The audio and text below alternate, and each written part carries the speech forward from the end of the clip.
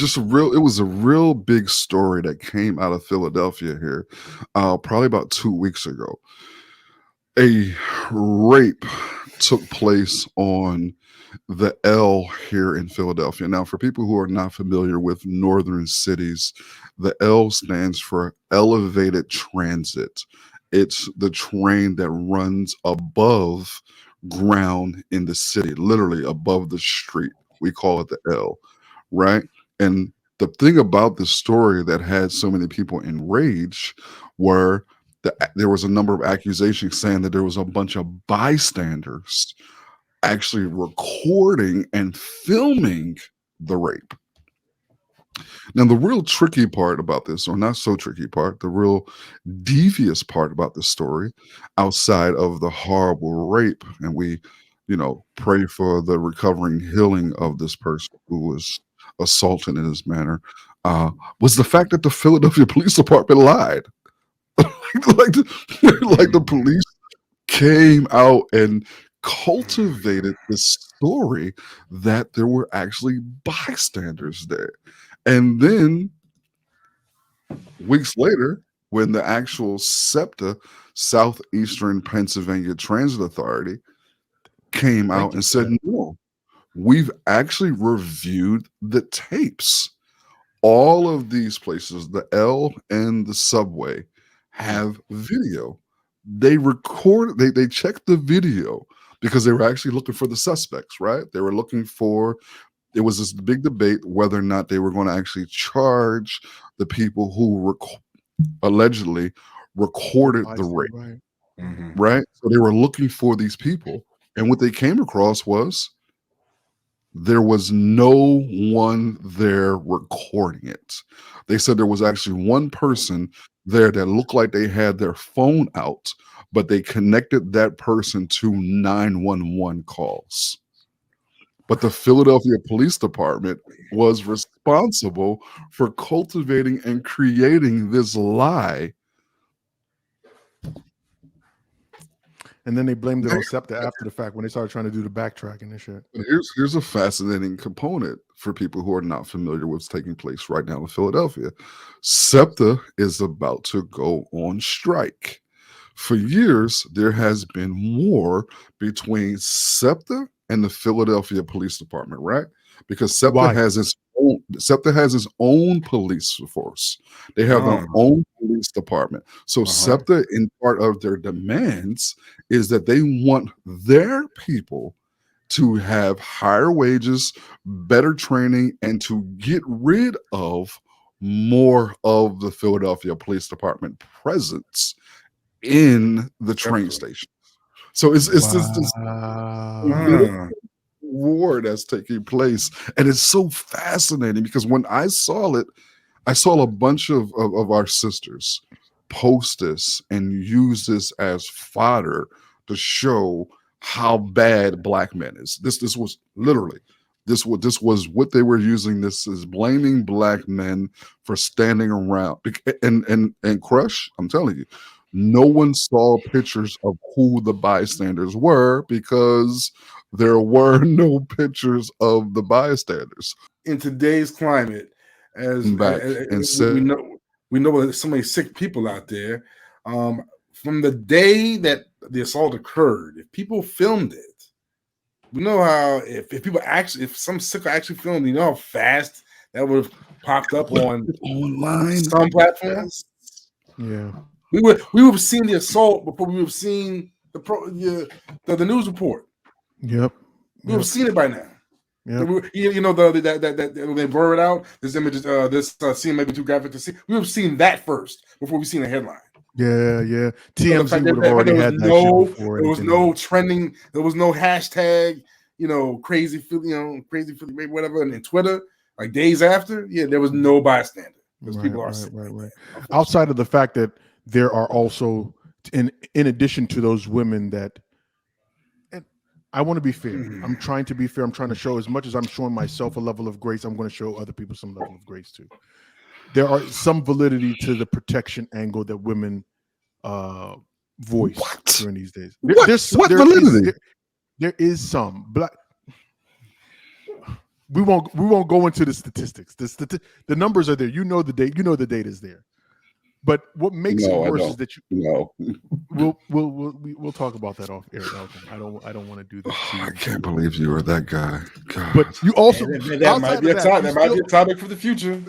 But you also then have, unfortunately, these Dexter Jacksons of the world that add on top of that and then fluff up these situations and exacerbate it. So it's like, okay, then you got to put out two fires.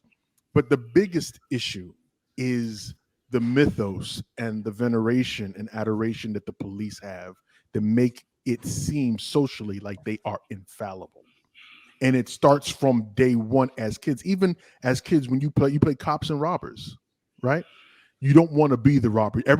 I think any kid that grows up here in the United States anyway, when they're in preschool age, you ask them what they want to be. They're going to tell you a fireman or a police officer. Because of this mythos, this thing that we've generated about what it means to be a police officer. Even when you look at media is also culpable in it. You look at media, think how many TV series propaganda that they push out that they, before you know it, you'll see it's like he's a good cop just trying to do what's right. So he's breaking the law to get the case to break the bad guy or to get the bad guy. Yeah, he's gonna pound him in the head with a phone book. Fuck your rights, fuck torture, fuck all of that shit. You know what I'm saying? It's one of the reasons why shit like in Chicago had fucking black sites where they took people that they disappeared for months at a time, and it didn't come out for how many damn years. And even now, we don't really know what the end result of all that investigation was, because the police are infallible. They can investigate themselves for some odd reason and then tell people that.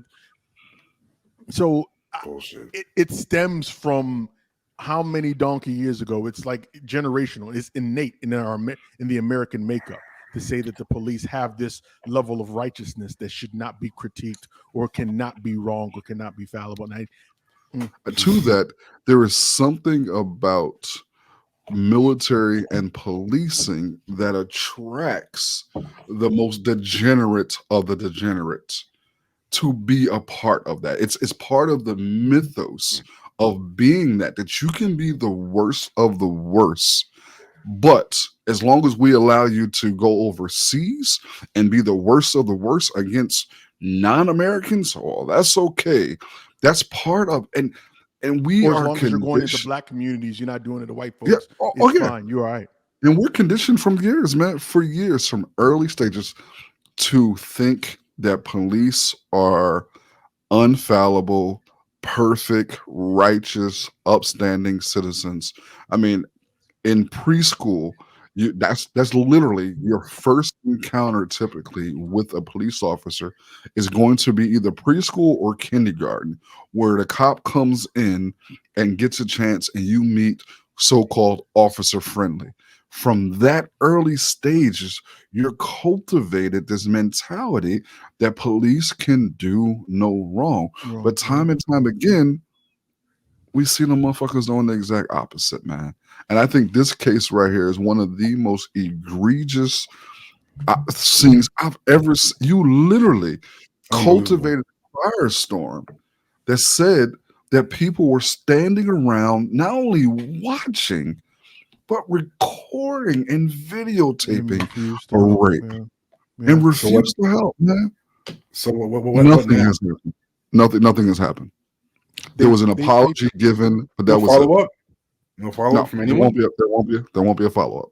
They turned it around and put it on SEPTA. They said it was SEPTA's fault. But the man who committed the assault, he was found.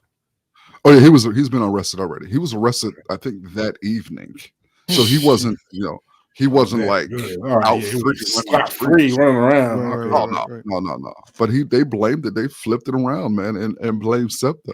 But that backstory, man, between SEPTA and the Philadelphia Police Department, it's incredibly fascinating to see how the politics have caused this sort of egregious behavior to take place. Like nothing from the mayor, governor. The mayor is piece of shit. The governor is not going to say anything either. I was even surprised that the DA was able to pull things when the like, DA came out and said it, I was like, I was shocked. I was shocked. If the DA is saying it, we know this is true because he came out right away. He was like, ew. Yeah, he did. That was once again, I was very surprised because you know how there's most times there's very little daylight between the police and the district attorney's office for him. So for him to come out and be like, nah, dog, that's not what happened. I was like, oh, okay. And I think there was a lot of pressure on him too, because they were saying that he had to prosecute these people. So it was just like alleged people that the alleged people. So it was just like, but there was no one to find. There's no discovery. There's no discovery. Shit is crazy. This shit happens far too often in terms of these false stories and false narratives, and they're not always as big as having a damn press conference saying that people just stood by and watched somebody get raped, right? There's a dude in Indianapolis. I don't know if you've seen the news, but there was a guy in Indianapolis. He has schizophrenia. They arrested him, and a police officer came on scene, a sergeant for that matter, came on scene, stomped on this dude's head to subdue him. Stomped on his head to subdue him. Mind you, his camera was off. He didn't know that the arresting officer, because there were like 3 other officers there, the arresting officer, his camera was not off. When they wrote the report, they wrote nothing about this sergeant coming and stomping on this goddamn dude's head. They left that completely out. So you see what I'm saying? It's like at the end of the day, it took a bit of time. Like this happened at the beginning of the year. So it took some time for all of this news to finally come out eventually, right? And these are the small incremental lies that happen that build on top of one another, that also build on top of the distrust that people have for police in these communities anyway.